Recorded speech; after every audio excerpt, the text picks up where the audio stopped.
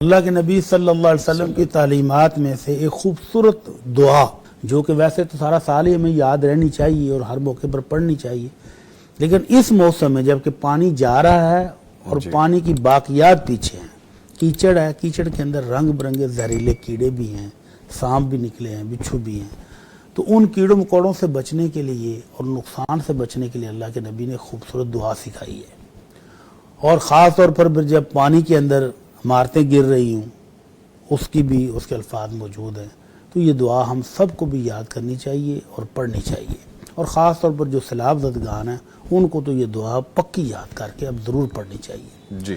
تو اللہ کے نبی صلی اللہ علیہ وسلم کا فرمان عالی ہے، دعا کرتے ہوئے آپ نے امت کو سکھایا، اللہم انی اعوذ بک من الہدم واعوذ بک من التردی واعوذ بک من الغرق والحریق وَأَعُوذُ بِكَ أَنْ أَمُوتَ لَدِيغًا۔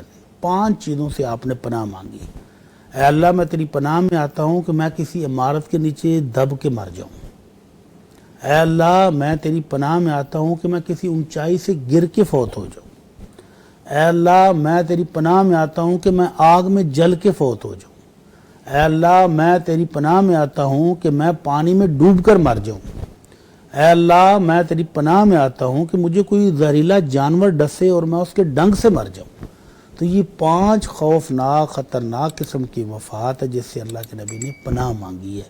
تو یہ دعا ہمارے سیلاب زدگان کو لازمی یاد کرنی چاہیے۔